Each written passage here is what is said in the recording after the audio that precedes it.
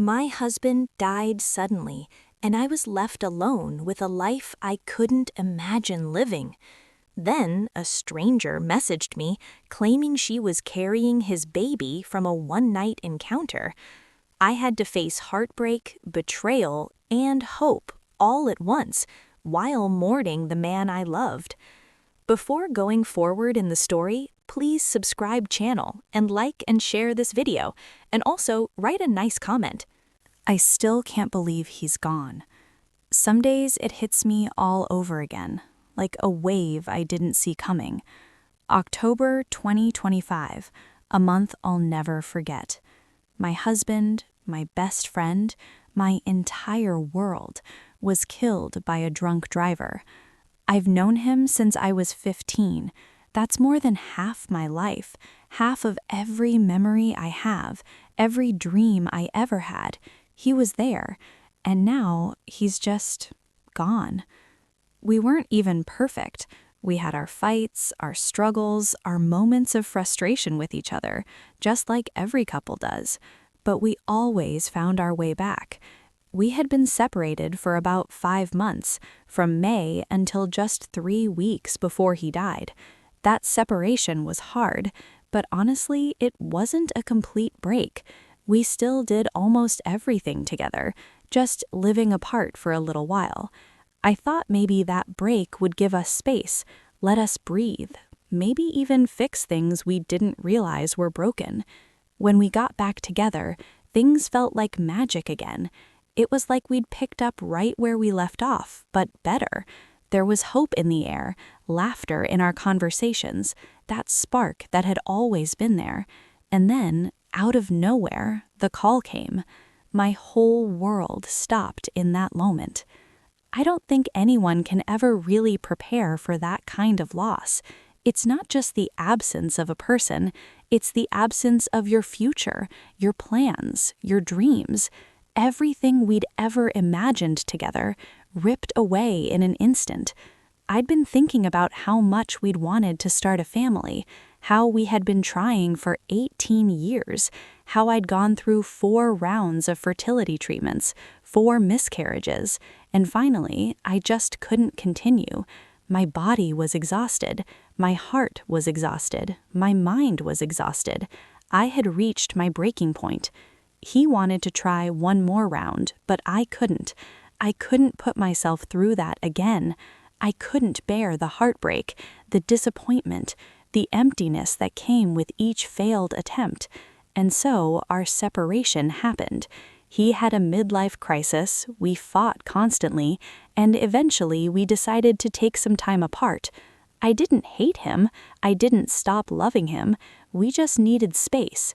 But now there's another twist I never expected. It was November, barely a month after his death, when I got a message on Facebook from a woman I didn't know. She said she was pregnant and that the baby was my husband's. At first, I didn't know how to respond. I felt frozen, shocked, confused. My mind raced with questions. Was she lying? Was this true? How could this happen after everything? We ended up meeting. She told me that she and my husband had a one-night stand. I couldn't process it at first. I wanted to scream, cry, laugh, throw up. It was a tornado of emotions.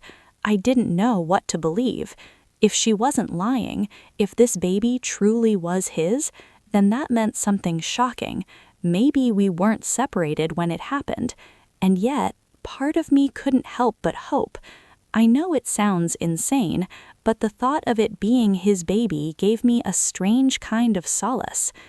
I know the timeline doesn't really make sense in a logical way, but my heart, in the middle of grief, grabs at hope any way it can. Maybe one of his dreams could still come true. Maybe there's a little version of him out there in the world, carrying his legacy, changing the world just like we dreamed about together. I can't bring him back, but maybe this child could be a part of him that still exists, a living reminder of everything he meant to me. It's complicated, it's messy, and it's unbearably painful. The more I thought about it, the more memories came rushing back. I remembered the nights we stayed up talking about the future, about the family we wanted, the children we hoped to raise, the lessons we wanted to teach, the love we wanted to give. I remembered his laughter, the way his eyes lit up when he was proud of me, the little jokes only we understood. I remembered his stubbornness, the way he insisted on doing things his way, but always with love at the core. And I remembered the pain of our separation, how much it had hurt both of us, and how desperately we'd wanted to come back together. Now I'm left trying to make sense of something I can't fully understand. She told me where they met, the bar in Colorado, the exact date. She described going back to his hotel room and spending the night together. On the surface, it seemed convincing, too convincing. But I remembered his friends from that trip, people who knew him and traveled with him. They told me he hadn't stayed at that bar long at all. He'd left with one of his friends. My heart sank, but also felt a flicker of relief. The man I loved wouldn't have done this, not the man I knew, not the man who hated cheaters, not the man who loved me. Still, the uncertainty gnaws at me. I don't want to be naive. I don't want to lie to myself. I agreed, under the attorney's advice, to do a DNA test, not because I want to claim or deny anything yet, but to have proof, just in case there's any legal challenge. The timing of the baby, the story, the details, everything will need to be clarified.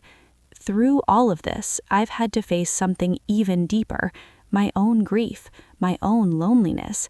I lost everything when he died. He was my family, my best friend, my safe place. I was a foster kid growing up.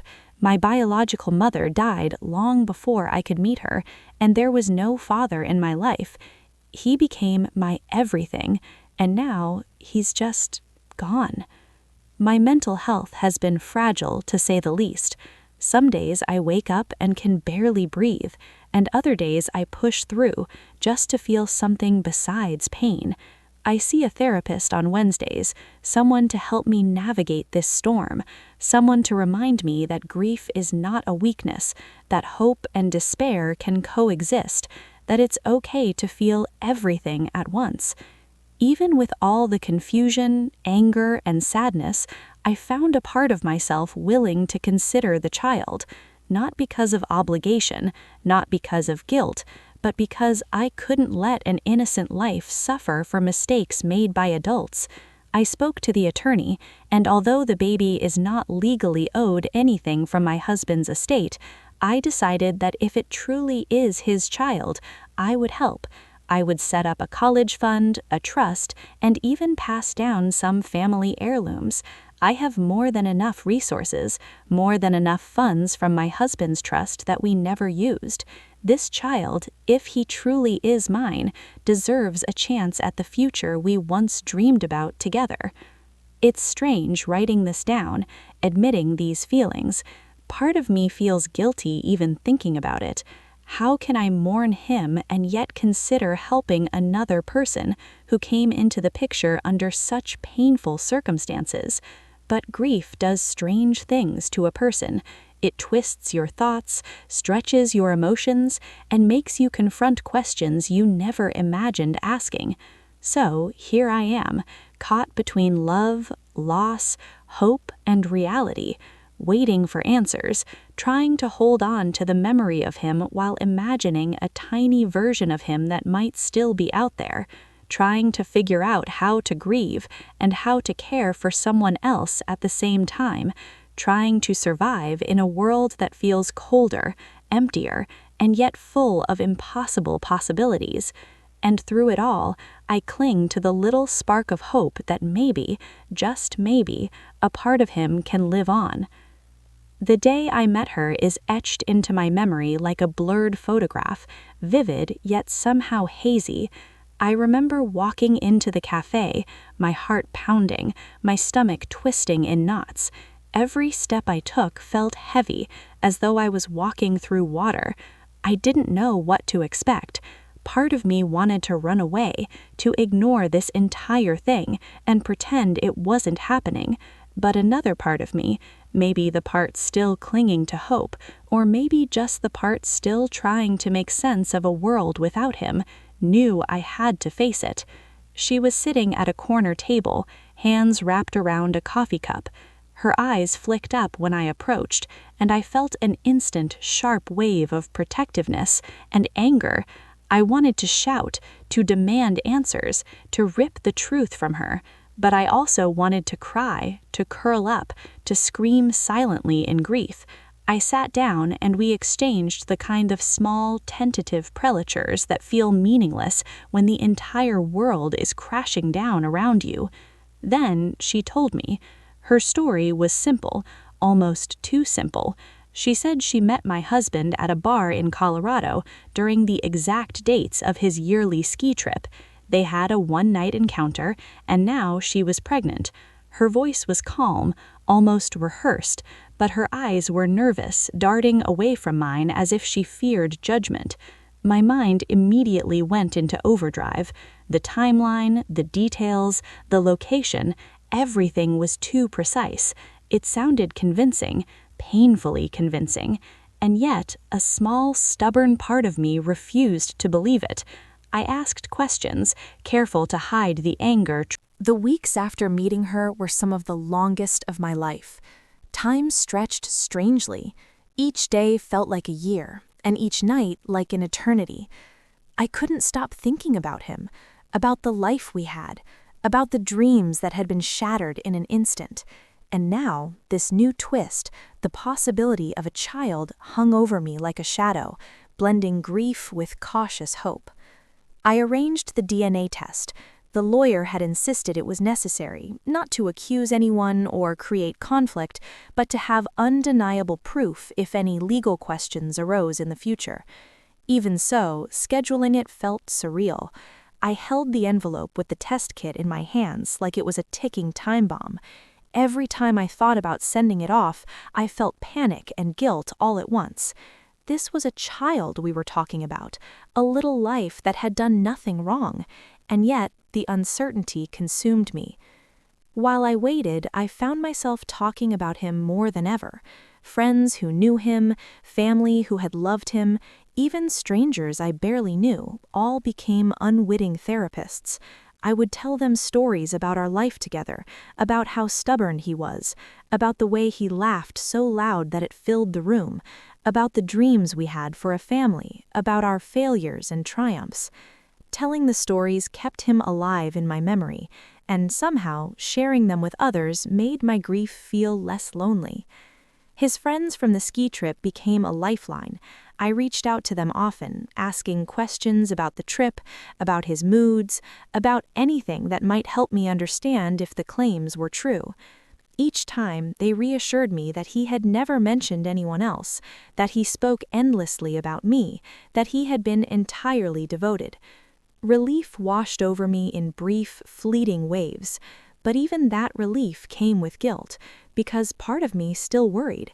What if I was wrong? What if he had made a mistake, however small? I talked to my therapist regularly, sometimes more than once a week. She helped me untangle the knots of grief, guilt, confusion, and hope that had taken over my life. She reminded me that it was normal to have conflicting feelings after losing someone so deeply, especially someone with whom I had shared virtually my entire existence. She encouraged me to allow myself to grieve fully, but also to take measured steps forward in practical matters. That's when I started thinking seriously about the baby. Even though I hadn't fully accepted the possibility yet, I knew one thing. If the baby was his, I couldn't let them suffer for mistakes made by adults. I started making plans, small steps at first. I researched trust funds, college savings, estate planning, all while battling the heaviness in my chest. It was strange to plan for a life that might be connected to the man I had just lost, but somehow it also gave me purpose. It gave me a reason to keep moving forward when every other reason had been ripped away. One afternoon, I sat in my kitchen staring at the DNA kit on my counter. My hands shook slightly as I read the instructions. I imagined the possibilities. What if it was his? My heart ached at the thought of seeing a part of him I never knew, of holding a child who could carry forward his spirit. And what if it wasn't? The thought made me dizzy. I felt like I was standing at the edge of a cliff, unsure whether to step forward or retreat into the safety of my grief. Finally, I took a deep breath and completed the test. Sending it off felt like an act of bravery and terror all at once. For days afterward, I couldn't think about anything else. Every small sound made me jump, every knock at the door made my heart race. My therapist told me to focus on what I could control, my life, my grief, my mental health while waiting, but control felt like an illusion. Life had proven itself unpredictable, painful, and cruel in ways I could never have imagined. In the midst of this, I had to navigate family and social obligations. I didn't have much family. He had been my only family for decades, but the friends who were close to both of us became a support network. Some were skeptical, some supportive, some didn't know what to say.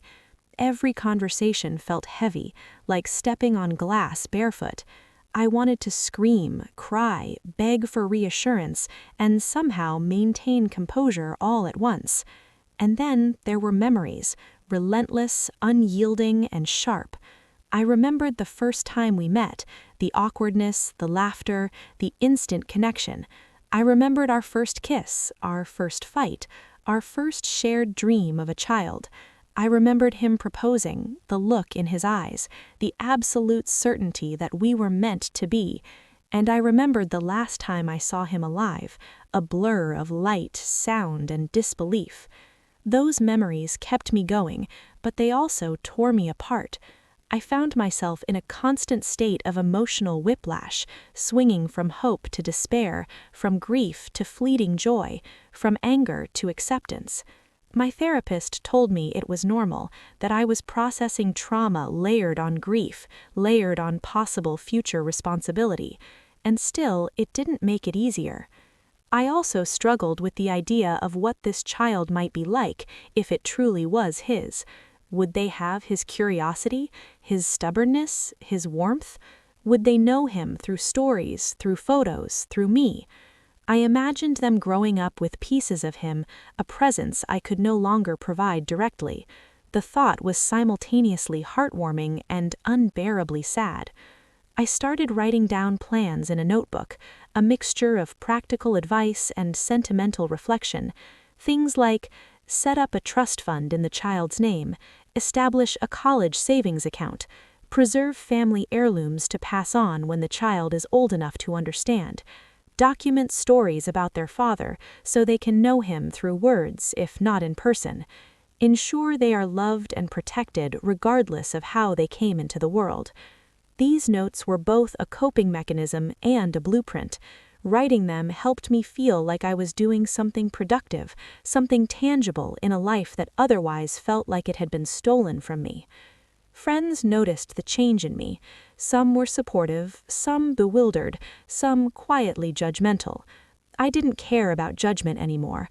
My world had become a private storm, and the only opinions that mattered were my own and those of people who truly loved him, truly knew me, truly understood grief and love intertwined. Then, finally, one day, the call came. The DNA test was ready. My heart felt like it might explode. I held my breath, knowing that in a single moment, everything could change. Part of me wanted to ignore it, to pretend the possibility didn't exist, but I couldn't. I owed it to him, to myself, and to the child, whoever they were. I scheduled the meeting to review the results, trying to prepare myself for any outcome. My hands shook, my stomach twisted, and tears threatened to fall before I walked through the door. I reminded myself over and over, no matter what, I would survive. No matter what, I would honor him. No matter what, I would do right by the child if it was his. Even as fear and grief clawed at me, I clung to a flicker of hope. It was fragile, delicate, and near impossible to hold on to, but it was there, a small light in the darkness, a reminder that love persists even when life is cruel. The morning of the results felt unreal. I woke up with a pit in my stomach, a weight pressing down on my chest that no amount of coffee or deep breaths could lift. Every step I took toward the attorney's office felt like walking through a storm. My hands were clammy, my heart racing, my mind filled with endless what-ifs. What if the baby was his? What if it wasn't? Could I handle either outcome? Could I survive it? When I arrived, the attorney greeted me with a soft, sympathetic smile. I sat down, fidgeting with my hands, trying to keep the tears at bay. The envelope with the results lay on the desk between us, a small piece of paper that could change everything. I felt like I was standing at the edge of an abyss, looking down into a place I wasn't sure I could handle falling into or climbing back from. Slowly, the attorney opened the envelope. I felt my breath catch in my throat. My heart pounded so loudly that I thought it might burst. He looked at me, a mixture of professional calm and personal sympathy in his eyes, and then he spoke. It is his. Just those 4 words. And in that moment, the room tilted, reality shifted, and everything I thought I understood about life, grief, and hope changed. I sat frozen, unable to breathe at first. My hands covered my face as the tears came, uncontrollable, relentless. I wept for him, for the life we lost, for the dreams we had shared, and for the child I had never met, but who was now undeniably a part of him.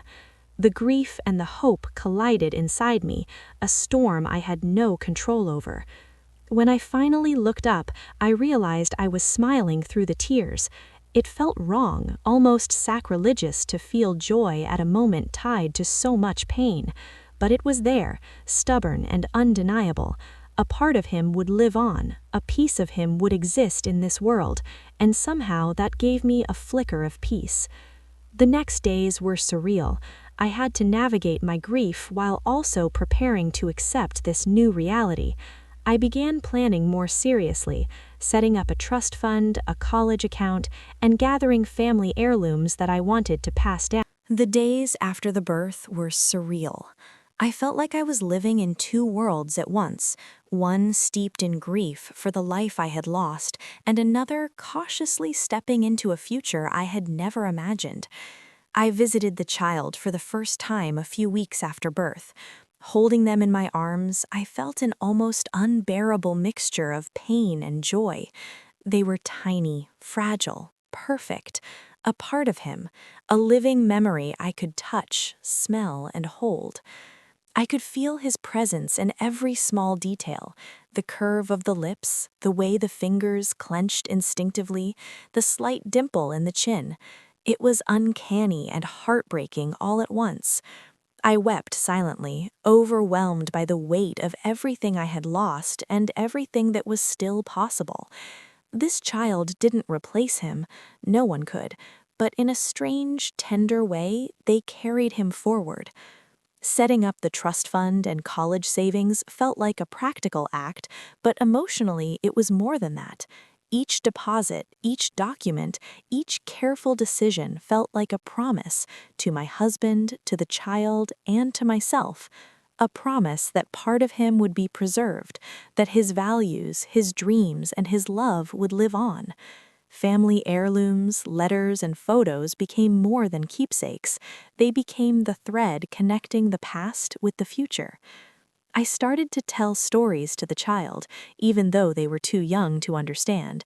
I would sit quietly in my living room, holding them close, and whisper little anecdotes about their father. I told them about his stubborn streak, his laughter, his love for adventure, the way he always knew how to make people feel seen.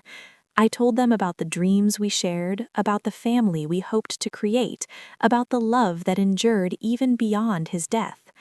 These moments were my way of keeping him alive, not just in memory, but in life. Grief never fully leaves. Some days it strikes like a physical blow. I still wake up in the middle of the night expecting to hear his voice, to see him in the doorway, to feel his hand in mine. But now those pangs of loss are accompanied by something else, something softer, gentler, a sense that life is continuing in unexpected ways. The child is a living reminder that love doesn't disappear. It transforms, it persists, it evolves.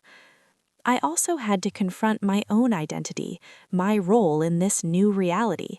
I am not their mother biologically, I am not their father, obviously, but I am someone who loved their father deeply and who wants to protect and nurture the life he created even after he's gone. That realization was both daunting and empowering. I could be a guardian of their legacy, a keeper of memory, a bridge between the past and the future. Therapy became a space where I could process all of this. I learned to sit with contradictions, grief and hope at the same time, sadness and love, loss and joy. I learned that healing doesn't mean forgetting. Healing doesn't mean moving on in a linear way. Healing means finding a way to live with the pain while allowing space for life, for new love, for unexpected miracles. I also had to confront my own identity, my role in this new reality. I am not their mother biologically, I am not their father, obviously, but I am someone who loved their father deeply and who wants to protect and nurture the life he created even after he's gone. That realization was both daunting and empowering. I could be a guardian of their legacy, a keeper of memory, a bridge between the past and the future. Therapy became a space where I could process all of this. I learned to sit with contradictions, grief and hope at the same time, sadness and love, loss and joy. I learned that healing doesn't mean forgetting. Healing doesn't mean moving on in a linear way. Healing means finding a way to live with the pain while allowing space for life, for new love, for unexpected miracles. I also had to confront my own identity, my role in this new reality. I am not their mother biologically, I am not their father, obviously, but I am someone who loved their father deeply and who wants to protect and nurture the life he created even after he's gone. That realization was both daunting and empowering. I could be a guardian of their legacy, a keeper of memory, a bridge between the past and the future. Therapy became a space where I could process all of this. I learned to sit with contradictions, grief and hope at the same time, sadness and love, loss and joy. I learned that healing doesn't mean forgetting. Healing doesn't mean moving on in a linear way. Healing means finding a way to live with the pain while allowing space for life, for new love, for unexpected miracles.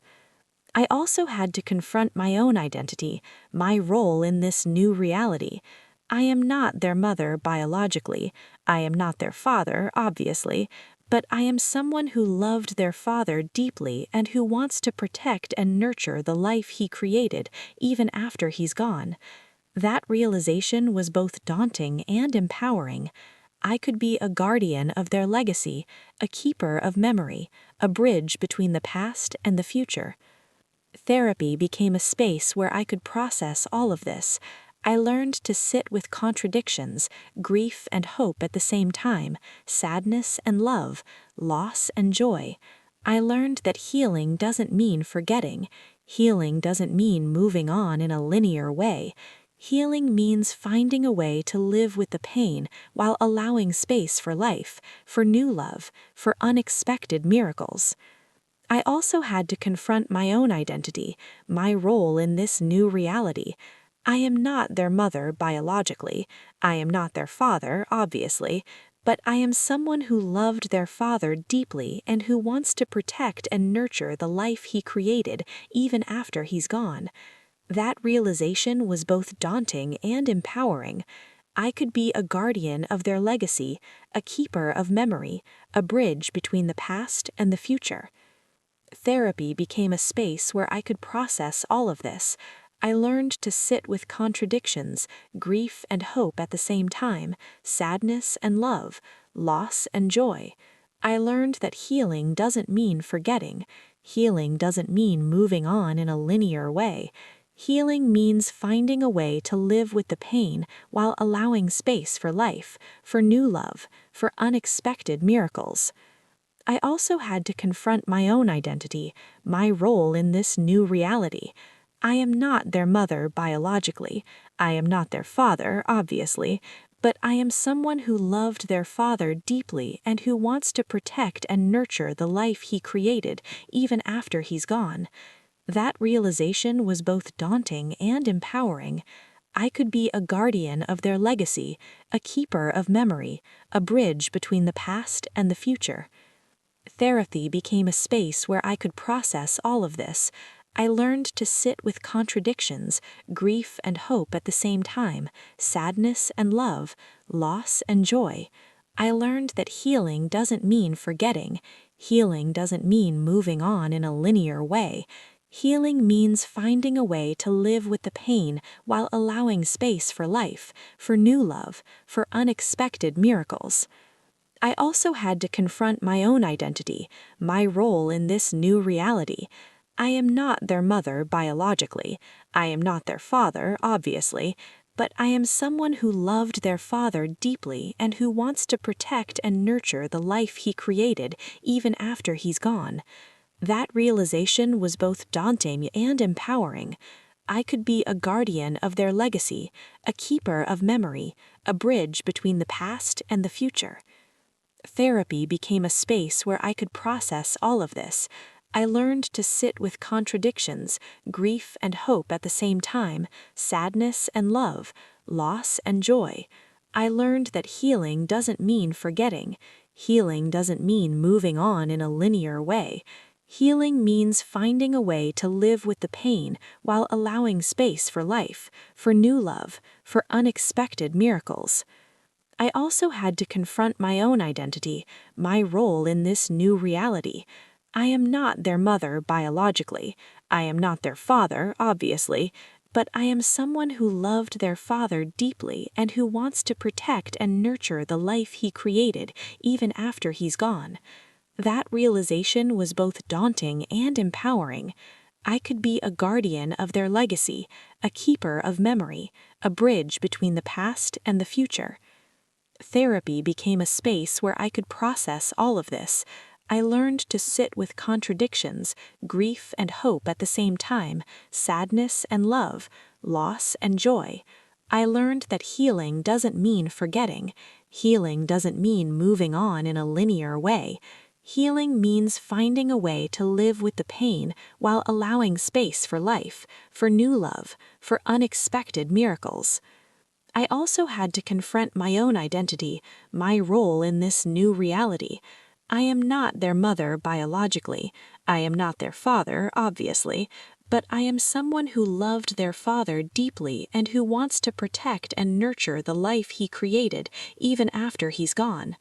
That realization was both daunting and empowering. I could be a guardian of their legacy, a keeper of memory, a bridge between